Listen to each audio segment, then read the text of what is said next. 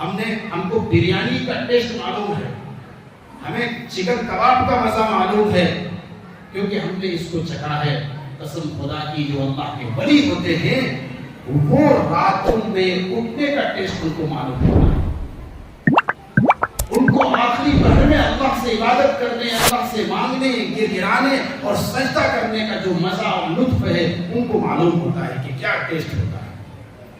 ہم نے وہ مزہ چکھا ہی نہیں، اس لیے ہماری آنکھ نہیں کھلتی ہے، ہمارا تو فجر بھی نکل جاتا ہے۔ کتنے افسوس کی بات ہے، صحابہ کرام کے بچے بھی آخری وقت میں اٹھ جایا کرتے تھے۔ صحابہ کرام کا گھر کا کتنا خوبصورت اور پاکیزہ ماحول تھا کہ مدینہ کے اندر ہر گھروں سے قرآن کی تلاوت کی صدائیں آتی تھی۔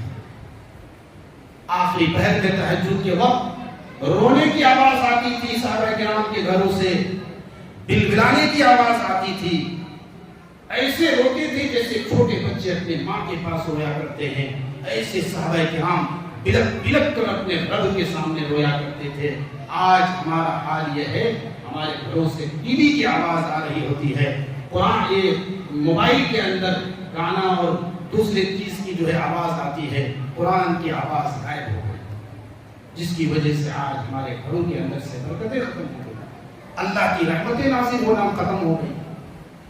ہمارے اعمال جیسے اوپر جاتے ہیں وہاں سے فیصلے ہی ایسے اترتے ہیں۔